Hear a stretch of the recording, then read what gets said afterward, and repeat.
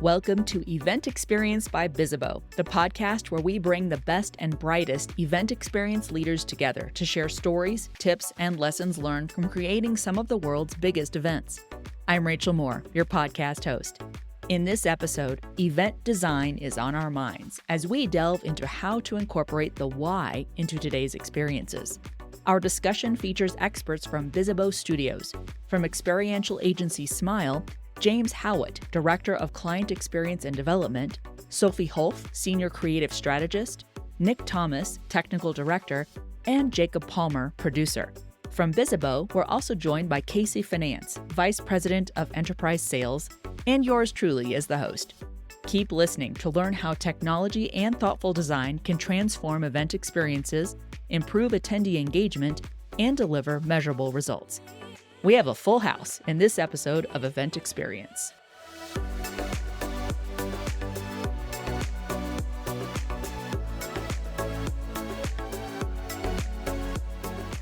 Well, hello, everyone. We're so glad you're here. I'm Rachel Moore, and I'm the host of Bizzabo's Event Experience podcast. Welcome to Designing for Impact, Mastering the Art of Strategic Event Design. We'll explore event design from the fundamentals to the future that awaits us as technology continues to evolve and elevate what we can deliver. Our goal is to empower you with knowledge and practical tips to help you apply thematic concepts and visuals into thoughtful event design that will be the most meaningful for your attendees. Coordinate both physical and digital elements of your event design into a cohesive landscape that results in rave reviews and off-the-charts attendee engagement, and grasp the power of technology coupled with creativity to craft future event experiences with confidence and success. We're going to talk specifically about how Bizzabo Studios rises to the occasion to help the entire event experience reach new heights through tech and collaboration. And we'll explore the capabilities and possibilities within Bizzabo Studios, a creation by Smyle and Bizzabo, and the specifics around how events like yours can benefit from support through this partnership. All right, without further ado, let's begin our journey together. It is my pleasure to introduce today's speakers. First up, we have James Howitt. James is the Director of Client Experience and Development with Smyle. James' primary focus is to bring brands to life in live environments, and he believes that live events are at the heart of storytelling. James' go-to event day shoes are dependent on the event, from Jordan 1s to classic white and emphasis on very white sneakers. For him, it's all about representing the client and the event in style. James, welcome to our discussion. Thank you very much. Hello, everybody. Next, let's welcome Sophie Hulf. Sophie is Smyle's Senior Creative Strategist, and she is a visual communicator out to make an impact. In addition to her creative work within Smyle, she is also the founder of This Way Up, a leadership initiative for women and non-binary professionals. Sophie goes with Birkenstocks when she's on the ground at events. Thanks for joining us, Sophie. So excited to be here. Thank you. Awesome. And our third panelist is Nick Thomas.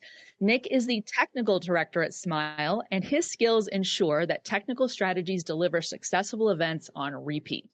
With both eyes on event production, he wields exceptional physical, virtual, and hybrid events. And Nick's event day shoes are a super comfy pair of running shoes. Glad you're with us today, Nick. Thanks, Rachel. Really happy to be here. And coming in as our fourth panelist is Jacob Palmer. Jacob is a digital project manager at Smyle. He works with clients to deliver seamless event experiences by leveraging technology. His normal daily routine includes carrying projects from conception through to on-site delivery, spanning creative ideation, UX, UI design, software, web development, and testing. You get the idea. Jacob wears Clark's Wallabies for his go-to event day shoes. Jacob, thank you for joining us. Hi, Rachel. Hi, everyone. Thanks for having us. And our final panelist is our very own Kacie Finance. Kacie is the Vice President of Enterprise Sales at Bizzabo. Focused on customer relationships, Kacie helps brands with their go-to-market strategy with Bizzabo's innovative technology and features. Kacie's shoe choice for important events are Air Force Ones. Glad to have you here, Kacie. Thanks, Rachel. Glad to be here. And I'm wearing the blush Air Force Ones right now. Excellent. Well, everyone, we have a full house of panelists, so let's get started, shall we? Before we dive into our key topics, we want to check in with you. Which aspect of event design are you consistently challenged by? Maybe it's defining a clear brief and objectives. Maybe it's delivering on both audience and business needs. Perhaps it's integrating technology into the attendee's experience, or it could be lack of internal expertise. So let me ask each of our speakers, and we're going to do a really quick roundtable, which pain point you've heard the most from event designers. James, I'll start with you first. I think for me, the thing I hear most is probably about defining the brief and connecting clients' objectives back to the audience. All right. Sophie, how about you? Definitely the first one. I'm biased because that's my job, but yeah, see that a lot. Excellent. Nick, what's your take? I'm also going to be quite biased here, and I'm going to say integrating technology, because I think a lot of people know what they want the experience to be, but they don't know how to make that happen. And they've got some ideas, but they're just at a loss as to how to piece it all together. So yeah, we see that a lot. We help a lot of people out with that part. I bet. And Jacob, what about you? Yeah, I would echo Nick's sentiment really, and much like Sophie, that issue potentially keeps me in the job. Well, that's what pain points do. Kacie, I wanted to go to you as well. What's your perspective on a pain point? So I think there's one on here that kind of ties everything together. And what I'm hearing most often is delivering on both audience and business needs, making sure that you can integrate the technology, define the clear brief, and also get those SMEs in seat often plays into our ability to speak to both sides of the equation. All makes sense. And you covered quite a spectrum there. Well, let's get into everything we're going to discuss today. The art of event design should be recognized at the same level as winners of the world's most revered award shows. Am I right? That's how Smyle sees it. They begin with a client's challenge, they seek to answer through an experience theme, and they evolve that idea into a full-scale event meant to wow attendees, reward sales teams and sponsors, and generate recurring revenue. When event designers power their efforts through strategic problem solving and innovative technologies, there's no limit to what we can achieve. To borrow from a movie quote, we all love when a plan comes together. The partnership between Smyle and Bizzabo, resulting in Bizzabo Studios at a very high level, brings together excellent event design strategy with exceptional event tech and planning tools. But we're here in part to dig deeper into that. So I'm going to take this first question for this first segment over to Nick. Bizzabo Studios, what is it all about? Do share. Well, to give you the really quick elevator pitch, you just touched on it yourself, but ultimately, we're here to combine Bizzabo and industry-leading technology with everything that Smyle has to offer with award-winning agency and production services. The key part to this is it's really approachable and it's piecemeal. So, we're really here to support the whole Bizzabo community through this partnership. We're really, really excited about the partnership, and I know we're going to deep dive and get into a real explanation as we move on through this. Absolutely. And James, I'm going to take this next question over to you because some of our attendees may not be familiar with Smyle yet, but we want to change that today. Can you tell us a bit about Smyle and what makes you different from most event delivery agencies? Yeah, of course. Well, just to start, we're actually 21 this year, so we can now legally drink in the US. There's a few things that we sort of pride ourselves on, really starting with our approach. It's an insight-driven approach, so we always think about the audience, we always think about the brand, we always think about the external environment that we're in to help build our creative solutions. And that helps us connect to the audience and that brand to really drive positive outcomes for our clients. Also, I want to talk about our people. Everybody talks about our people. Everybody talks about their own people in this industry as well. But we can sort of prove it with our NPS score. We're at sort of like 86 net promoter score, I think. And if you take Apple as an example, they're at 62. We always ask our clients after every event that we deliver for them, what were the key things that they thought about Smyle? And it's always feedback on our people. They always talk about our Smilers, as we call them. And that's something that we're super proud of. And I think the mix of that insight, the mix of those people and the talent that we have allow us to really consider what our clients' objectives are and how we bring that to life using the talent that we have, talent mapping across our business into objectives and into the client's brands. Ultimately, we end up with a really, really great experience that we can amplify for them. I gotta say, I mean, it's one thing to like say that you've got great people, but when your NPS score is really providing the evidence behind that at such an astronomical high score, that's wonderful. And of course, you've got a bunch of your people with you right now, so it's got to feel nice from their standpoint to be like, "Yep, we're pretty awesome." So excited to have you all, be able to represent Smyle here in person, if you will. Nick, I'm going to bring this next question back over to you. Why? Let's get into the why. Why did Smyle and Bizzabo create Bizzabo Studios, and how does it deliver on all of the key elements of strategic event design? Great question. I think it's fair to say that Bizzabo and Smyle have been working really, really closely for just over 4 years now. We've had a lot of experience in that time, and we're really proud that we've delivered some of the biggest events that have ever taken place on the Bizzabo platform together in that partnership. We're very much in a post-pandemic world now. Things shifted, clients' expectations shifted, and I think we've tried to stay ahead of the game here, and we see a lot of opportunity here. With this partnership, we really do offer a holistic approach for clients. They're seeing a lot of benefits from having full agency and production support, as well as their Bizzabo powered events like Normal and Click. We see a huge amount of success. About a year ago, we thought we need to open this up. Until about a year ago, it was only really with shared clients that we had between us. We sat down and we thought, how do we open this up? And Studios was born. And I think it's really, really opened up the opportunities for the whole of the Bizzabo client base. So yeah, we're super excited, and we think we're only at the beginning of this journey. So yeah, really excited to see where this is going to go, to be honest.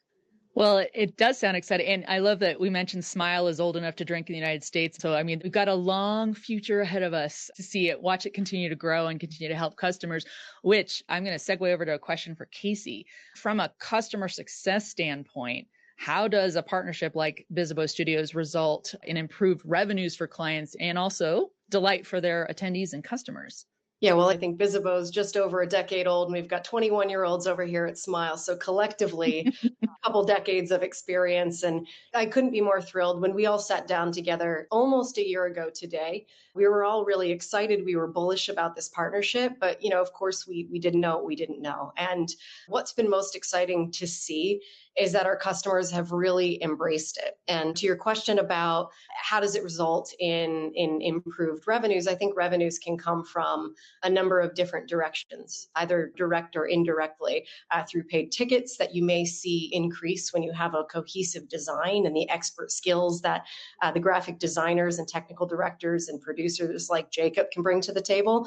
Or you may see that your sponsors are benefiting from just a better designed, more cohesive, community-driven event that really speaks to your brand. One of the things that I hope we speak about today is just this idea of brand and brand awareness, and how do you capture it, and how do you measure it, and how do you really build that into the overall strategy? Because of course, if you can bring that to the experience on site for your attendees, it'll ultimately result in that more delightful experience that you alluded to earlier, Rachel. So I'm excited to dig into the strategy component in just a few minutes here. Oh, well, I always love it too, by the way, when our speakers segue for me right into what we're about to talk about. I'm not arranging this, everybody. It's just happening organically, I promise. James, can you define metrics used to measure brand awareness? From our perspective, it's always about understanding first the objectives around where that brand is going, what it is that you're trying to deliver. And then we can look at ways of measuring that, whether that is talking to the audience, whether that is looking at the outcomes of the experience, whether those be sales related, whether they just be brand affinity. So it's really important that when we're defining the objectives of an event, of a project, that we look at how best we can measure those, because it's not only just about measuring the audience, it's about giving our clients the opportunity to understand what's happened and take that back into their own businesses. I think also, Rachel, it's really about brand awareness amongst who, like 1% brand awareness amongst the world, or 80% brand awareness amongst your target audience. It can be a completely misleading metric depending on the scope that you're looking at.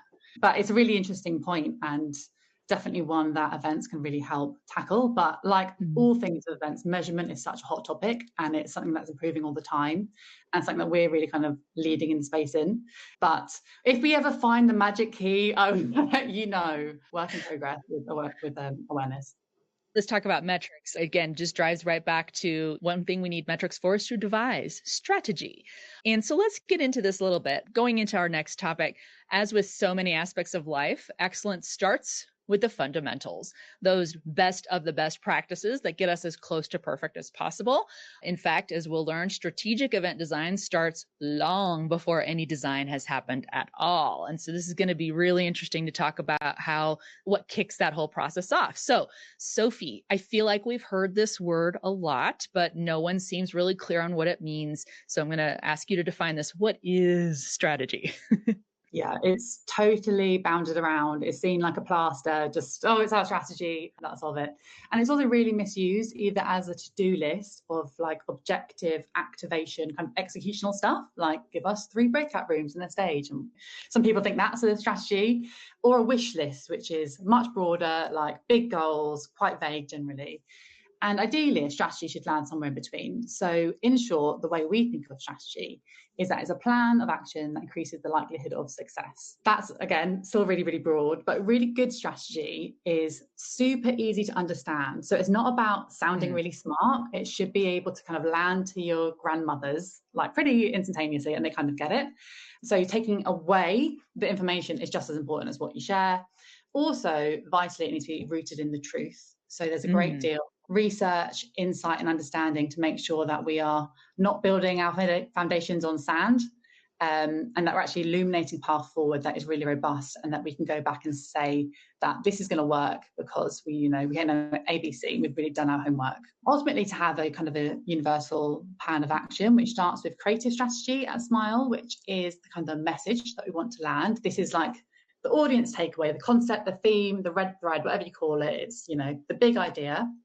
And then from that comes down comm strategy and experience strategy, which broadly say how you say that message and where you say it. So not literally, not like we want it on the wall, but how do you convey that message so that it's inferred, particularly in an event, through every single touch point that your audience interact with. So it's like a holistic feeling that they kind of embody, and they walk away feeling the way that you want them to feel and thinking about your brand. I love your answer there too. There's a few aspects I love about it. And it's like, keep it simple. I think, what is that acronym? Keep it simple, stupid. It's KISS or whatever, where it's like, there's no need to like use really gigantic words. When you're developing a strategy, it might feel like you have to because it's very businessy and stuff, but you're really just make it as simple as possible so that you can easily understand it quickly and then actuate on it. And then I love that you also really define that there's multiple aspects to the strategy or multiple strategies within it that each has its own purpose.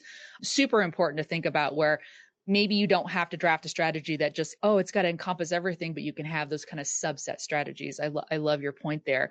Well, I'm going to bring this next question to you again, Sophie, because I think this one really could be something that can help our event designers here who are listening. Can you talk us through your first steps when a new brief lands on your desk? How do you make sure that the output will deliver on client objectives and that the results don't feel like a cookie cutter event from one to the next? Yeah, totally. So I think we deliver about 500 projects a year. So we see a lot of briefs, and that's a lot of potential for cookie cutter events. But they're not. They all are unique and different, and the output is always different because the context of every brief is different. And that's why it's so important to look past the brief and get to what I think of as like the real why. So why is this brief on my table at all? And the marketeer will say, and the brief will say, it's to raise awareness, or it's to drive pipeline, or whatever it is. And like, yes, those are really important objectives. But above that, what's going on at business level, cultural level, a global level? Why is our audience feeling the way they do about our brand? What's going on there? Because often that piece is overlooked in a tactical brief, like an event brief. But it's also really, really important, because unless we know what the problem is, we can't go about solving it. And to that point, what is most important is what our audience want, what they care about, because standing in the way of our business goals, standing in the way of that pipeline and that awareness is an audience challenge. And often as brand marketers, we forget that audiences and brands want almost always completely different things. And brands can fall into a trap of thinking that their product and service is like the hero, like the main character of the story. And it's not, it's the cape, if anything, it's an accessory. The hero is the consumer. You know, we all use products and services to reinforce the story that we're telling ourselves about the kind of people we are, which sounds like a lot of like word goop, but we are the hero of our lives, and everything else is just an accessory to that like internal narrative of the kind of person you are, what do you care about, etc. And if you can begin to understand that world as it relates to your brand, your product, and your service, we can begin to understand, well, why are our audience not doing what we want them to do to the extent that we want them to? Like, why is this brief here? What do we want them to feel as a result about our brand and our products? What do you want them to think educationally? What knowledge do you want to impart? And what do you want them to do? Why are they not quite there yet? And that's a really interesting space. Then you've got like a bridge you can cross strategy. And so the strategy and the concept needs to be derived to solve that audience problem. This is the confusion of strategy, of thinking our brand wants to do this, just solve it. But what does our audience? Because if we can solve that, we are removing the obstacle from the business goal, which will then follow. So roundabout answer. Sorry, Rachel. Once you get me started on strategy, I'm like boring as hell probably, but I love it. I'm so passionate about it. One piece of advice would be to not dive into ideas straight away, because do not know yet what your problem is. So how can you possibly solve it? If you brief your creative team and you say, give me an event, what did I say? 3 breakout rooms and a stage and 200 seats and raise awareness, they will just be completely churning. And even if they create a great event, it will not solve your problem, because they've not been able to illuminate and solve the audience problem. But once you have those kind of like big pieces in place, you're able to like distill that into a concept, as I said, like the red thread that begins to tackle that gap, what the audience wants and what the brand wants. And from that, kind of like everything else can fall out, like all your activations, all your technical enhancements, all your interactions with the audience in anything, in a campaign or in an event, whatever it is. No, you answered that perfectly, because obviously I love all the points everyone's making, but just really giving yourself the space, giving event designers the space to not like, hey, turn creative now, go, just be creative and whip up an event. But oh my gosh, you mentioned something in there too that I think is at the heart of not just events, but marketing in general, when you're trying to get accomplish results. And I know Kacie probably thinks about this as well, where it's like, who's the hero at the center of the story? Who's the hero at the center of what we're trying to plan here? And it is the attendees. And, it's like you said, it's very easy to conflate attendee need versus brand or business need. And just balancing those two is the challenge. But I love that you pointed that out, and also just saying there is a process to follow here, and don't just, I know we all want to rush events out the door, especially when we're getting 500 briefs on our desks a year, but just take your time and get through there. Sophie and Nick, I'm going to have you both kind of answer this next question. We think about strategy, and our brains may not immediately draw the correlation to how technology is a crucial component of that event's overall design. How can event profs thread their strategy through to executional elements to ensure that technology delivers? Take it away, Sophie and Nick. What say you? I think it's really key here that we absolutely don't want to be putting out cookie cutter type projects. We don't want each project to look the same unless it's a roadshow. Basically, we do want a common way of working, and also we want to challenge ourselves.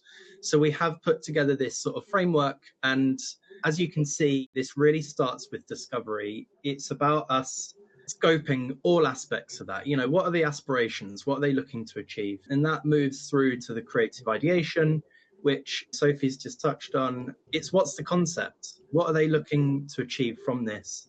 And then really, we want to have all of that foundation laid out before we start thinking of the how.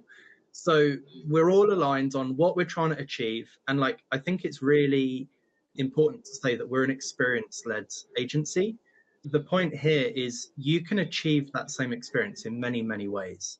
So what we do is we work our way down this process, and at each point we challenge ourselves and we will check in. There'll be a whole team meeting and all ideas on the table. There's no harm, especially the further left you are, the more vocal we want people to be, because we want to have considered everything at that point. And then ultimately, when we come into creative development, we've got some great concepts. We know what we want that experience to be.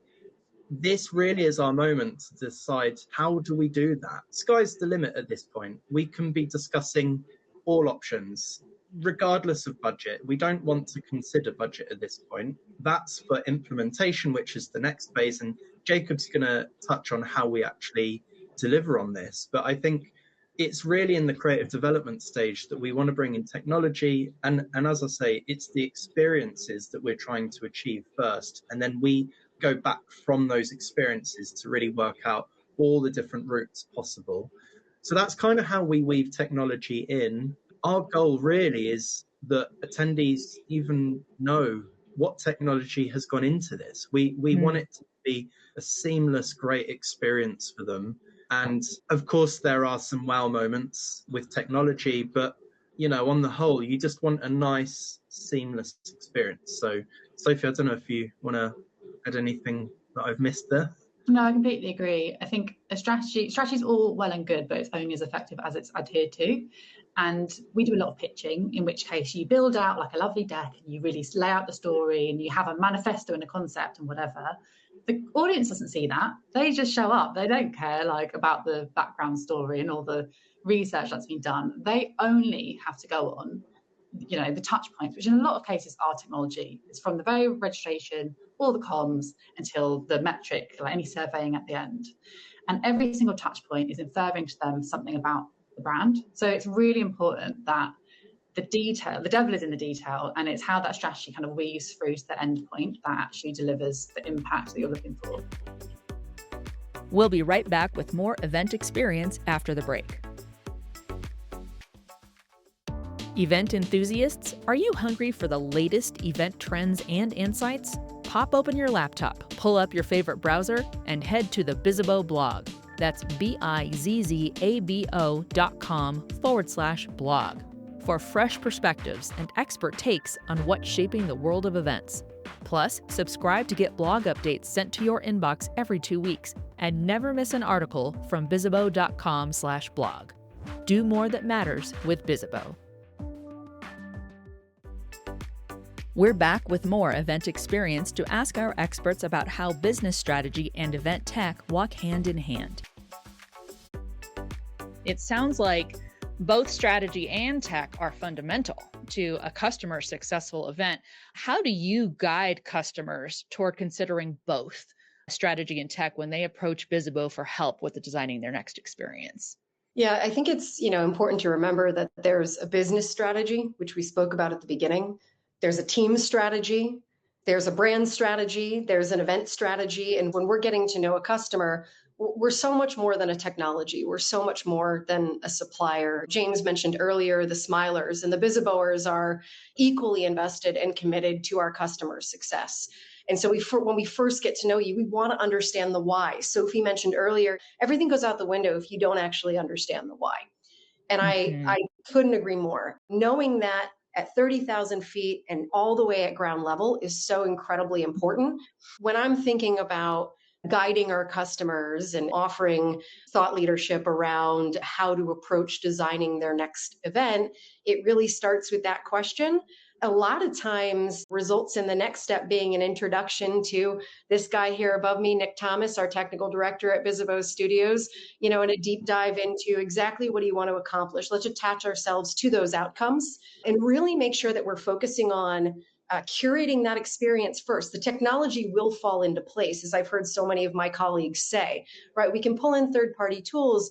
We can stand the platform up to accomplish your goals, but let's make sure we're really focusing on that audience and the attendee experience first and foremost, and then tracking that back to make sure everybody still has a job at the end of the day, right? I mean, I want my customers' teams to grow, and I want their events portfolio to grow in kind. So I think when we first started out, we wanted to prove that technology plus services equals success. And I think we're seeing, and I wholeheartedly believe in it. Amazing answer. Thank you for that. And yeah, I agree that you're weaving it all together. Again, focusing on the why we're here, which should be we start where we finish, right? With executing on these. Well, I think it's time we talk about actual execution. So we're going to get in events, and let's get into the final section. We've talked about strategic fundamentals, and we've learned about the origin of Bizzabo Studios and how strategy meets tech to deliver exceptional design, which leads us to real world examples of what's possible with events today. All of this emphasizes the pressure, and I know we all feel it. We feel it collectively from the continuous innovation and the growing importance of technology that we all have to use as we create dynamic event experiences. So let's talk about that pressure with the people who are feeling the pressure, but still executing these awesome experiences. Jacob, I know we've had you sitting up here with us, but it is your moment. So I'm going to take this next question to you. We can look at your flagship events that serve as prime examples of thoughtful event design. Can you walk us through some aspects of your events that best demonstrate success and how Bizzabo Studios transformed those events' atmospheres? Yeah, sure. I'd love to. And I think I'll kind of reference the most recent event I've been on, something we delivered just a month ago, an international conference paid for a major international client. Their kind of key pieces they need to support with initially were creative design support, development support for like a really complex web build, and then a comprehensive ticket registration and session registration system. So with those being the three key things that we were able to come in and support with, if we're starting right at the beginning of the project, they're looking for design support. What a beautiful thing about working with this team was we're able to look at the design needs and not look at them in isolation, but look at how they need to be realized on the website, what's possible within the website, and how much further those assets might be taken beyond that. So then to look at kind of the complex build, this client had an incredibly large agenda, tons of ancillary events, some paid for, some with special audiences, just a ton of information that needed to be represented on this website, but in such a way that the user, the attendees, are able to come in, interact with it, not be overwhelmed in any way, take away the key messages, the key information that's relevant for them engaging with the site, but also engaging with the event when it comes to delivery. So some of those pieces, this was an event that the project was over close to a year. So loads of different phases to that website. And they, like I said, had a ton of content that needed months and months to be developed, but they obviously wanted to get that in front of the user nice and early. So we were able to leverage the Bizzabo API to build out a custom homepage element that gave this really top-line view of what's going to be on in each day, what's the topic matters, where would it be good for you to interact with it, what are your key areas that interest you. So that was just one element. And then I think Nick mentioned earlier, wanting to kind of encourage this seamless experience. And the best thing is if they don't know there's been some tech involved, or if they just haven't had to think about any issues, and there probably hasn't been any. So we dropped all around the site loads of really helpful, just small pieces of information in the form of ticker tape, banners on the agenda page, and all related to, is it logging in or session registration? How do I save and build my agenda so it's ready for me when I get on site? So after implementing all those things, when we did get to site and you're talking to some of the customers, you found that they had a real strong grasp of what was available to them, where it was, when they needed to be there. They had some really pertinent questions about certain things where there might be overlap. And you could just tell they'd really absorbed what was put out there by the client and us. And that obviously leads to them having a much more frictionless experience when they get on site. It goes nice and smooth. They spend less time at help desk and more time in sessions. So yeah, all in all, I think that was like really successful from the client's perspective and ours. And in terms of transforming those event atmospheres, I kind of touched on how the customer's journey is improved, but also from the client's perspective, having us on site, having delivered the website, having delivered all the registration elements, built the app and integrated with Click, the badging software, knowing that we were there to kind of handhold all of those pieces for the client, you could tell that compared to previous years, it was just a completely revolutionary kind of moment for them. And having that trustworthy set of hands just meant that it was one less thing for them to worry about. They were obviously still very busy, but it's one thing off their plate, which is nice. I'm sure this is a dream scenario. Everybody's kind of listening to this saying, oh my gosh, please, can I have that? Because we all know what it's like when you're, okay, let me hand this off to, or, like somebody else take care of this.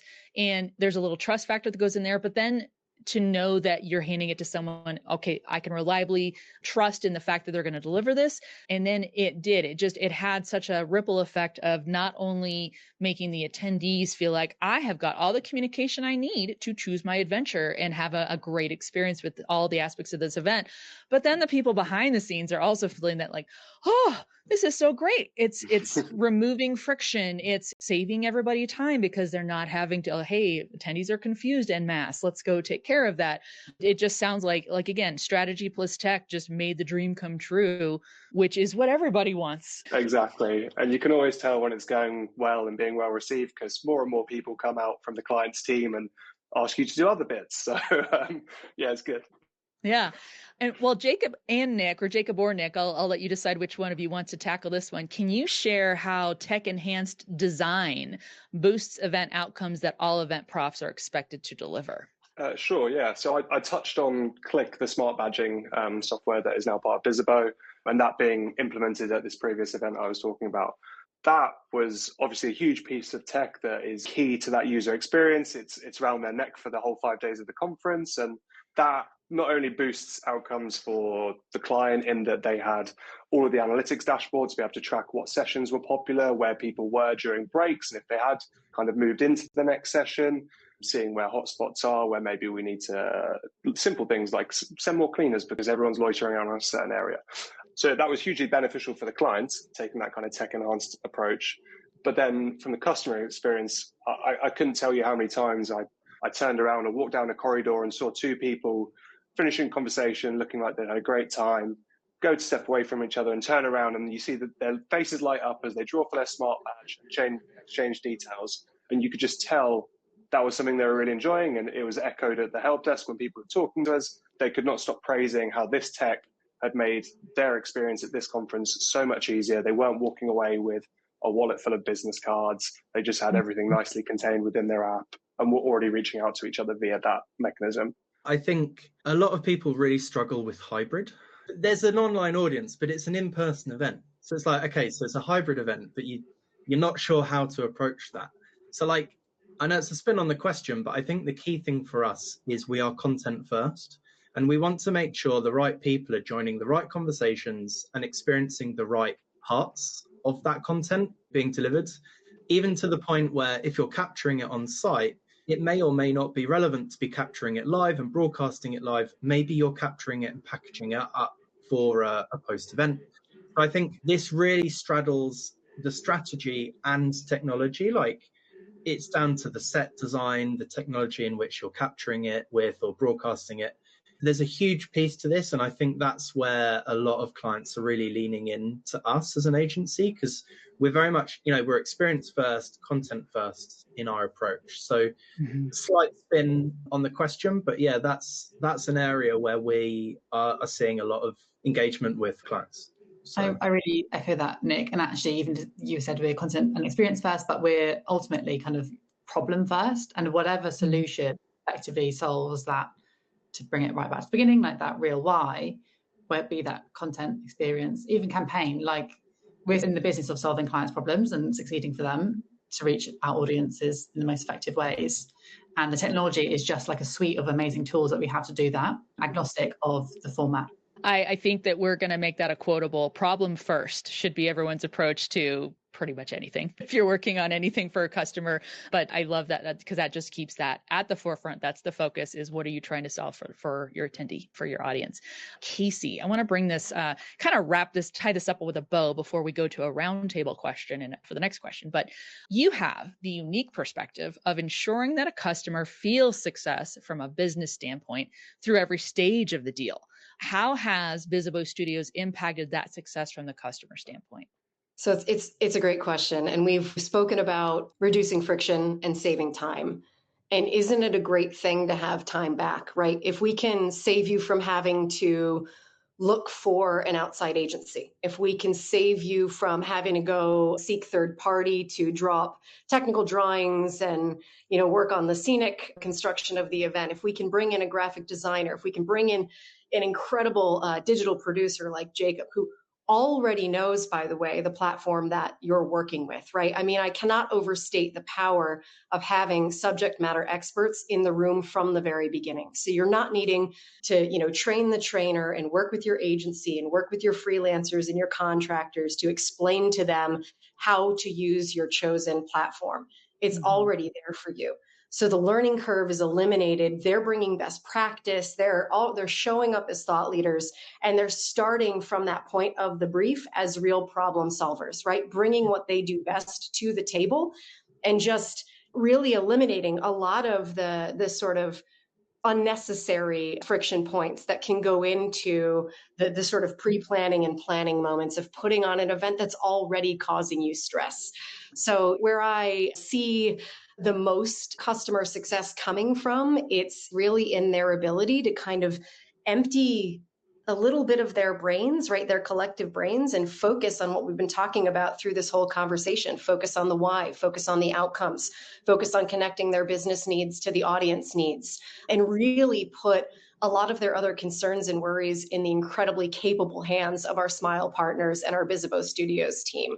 So it's just been, James mentioned earlier, the really record-breaking NPS that Smyle boasts. And I'm excited to say that we see the same scores when we're talking about Bizzabo Studios. And that's really important for us. We want to make sure that our customers and their attendees are delighted and they're having an exceptional experience from start to finish. Great point. Yeah. And to your point, I mean, that's what we want is we want the proof to be in the pudding. The metrics come back saying people are happy with this. They had a great experience. But I have one final roundtable question for everyone here, because of course, something we want to look at is motivation. We want to motivate ourselves. We've kind of learned about what's possible here, but we're talking to the experts right here on this call. So let's ask. I'm going to go around and I will start with Jacob and then we'll kind of move around. Are there any additional sources of inspiration or trends that we ought to be following to stay ahead of the curve going forward? So Jacob, I'll go with you first. Yeah, well, I suppose the trend, and it's a bit of a cop-out answer, but is integrating technology. So many people are used to coming off years and years of doing conferences, doing roadshows, going to these events and having a pretty much, to borrow a term from earlier, cookie cutter experience, even across different brands and event types. Bringing a little bit of technology that gives someone a slightly different experience, they're going to really notice that experience, and it's going to be something memorable for them, because it hopefully you've chosen a pain point somewhere there is friction and use technology to solve that. If you remove that, even if the technology is something new and they're a bit of a technophobe, they're going to prefer the new experience because you've removed something that potentially detracts from every experience they have at every event they go to. Great answer. Sophie, I'll go to you. Yeah, so I try to look outside of events entirely for inspiration and look at kind of broader consumer trends, what's going on in the world, how people are reacting to all of marketing, not just events as a silo. And it's hard to say because it's so audience specific, but I think what we're seeing, particularly in the back of the pandemic, although that was a long time ago now, is that people more and more want authentic connection, and with their kind of brand ambassadors as well. Like, they don't want the hard sells, they don't want to be schmoozed, they want to connect as humans. And so integrating opportunities to like ease those connections and ensure like sincere, authentic conversations, and really carefully vetting actually your ambassadors so that they really represent you as a brand is really important. Excellent. Nick, I'll take it over to you next. Inspiration or trends? Something we have at Smyle is we actually have an innovation channel that's company-wide. As Sophie mentioned, like, you get everything in there. That could be something someone's seen while out shopping, it could be a retail, could be a theatre experience, it could be a movie, it could be literally anything. And I think the key thing is to be considering what all markets are doing, not just ours. Because I think, it's about the experience. So I think it's always trying to deliver fun, memorable experiences. And without looking outside of what we're doing day to day, you don't think differently. So, yeah, I mean, all ideas from small to humongous. And I think we all looked at the Sphere in Vegas for about a month once that launched. But thankfully, we've moved on past the Sphere, but that's still going strong. But yeah, it's good to see what all industries are doing, I think, is really key. All right, I'm going to take this. Kacie, how about you? Inspiration trends? Going off of this sort of authenticity point that Sophie made, just don't overlook the power of community. I think it's in those authentic human connections that you can really breed loyalty and advocacy and build up those ambassadors. And I think we all understand and we know how important events and community are together. And we've had this conversation for decades now about how do we create continuity from event to event, and especially how do we build that into our strategy. But I think technology is at a place now where it's actually ready to help us do that. And so pay attention to some of those exciting tools that are hitting the market that allow you to really speak authentically and capture the attention of those loyal community members that you've been working with for so many years. Excellent. So great discussion, everyone, as always. No wonder folks were flocking to register for this topic. So let me take it to a question. How can you measure whether the strategy and goals have been met? So it's very specific to what those goals are. I would suggest when you're in the process of creating your objectives to have this at the back of your mind from the very beginning. So it gets said all the time, but making sure those objectives are smart, so they're really measurable. There's more and more actually at the moment around like return on emotion. So there's loads of interesting tech that you can have in a live event that like gauges people's expressions. We've even like trialed as an agency bands like measure your heart rate. You can put sensors under the floor to see who's standing where and dwell time. This is something we've been doing a little bit more recently. There's a lot of interesting technology that is helping forward this area. I think it's also important though to acknowledge that not all of positive impact is immediate. Like lots of marketing is so subtle and comes at you like throughout your course of your day, your week, that we can't attribute very easily a positive outcome to a piece of marketing that you've seen and experienced. So it's easy to like want this like metric data to take to your bosses and your stakeholders to say, look, it was worth it. But there's also an argument to be had behind not everything worthwhile comes down to a percentage uptick of anything. If it was, we would have so much boring content in the world. So surveying, of course, we do a lot of that, pre-reads in the registration. So you can get like a before and after a little bit, often asking kind of how people agree with, to what degree people agree with a statement. So say one of your objectives might be, you want to increase perception of our brand as a thought leader, say. You would ask at the beginning in the registration, to what degree do you agree? And then ask the same at the end. So there is things you can do that are like a little bit more qualitative, but it's not a perfect science. And I think events and experiential is particularly lagging with this measurement, but also it shouldn't be the be all and end all, is my thought. Thanks again to our panel of experts, James Howitt, Sophie Hulf, Nick Thomas, Jacob Palmer, and Kacie Finance for joining us on Event Experience. And thank you for listening. If you're enjoying the show, we'd love to hear it. Connect with us on social and subscribe, rate, and review us wherever you're listening. Also, don't forget to share the show with your colleagues and friends. You can find transcripts of each episode and key takeaways on bizzabo.com/podcast. On behalf of the team, thank you. We'll gather again soon for a new episode of Event Experience.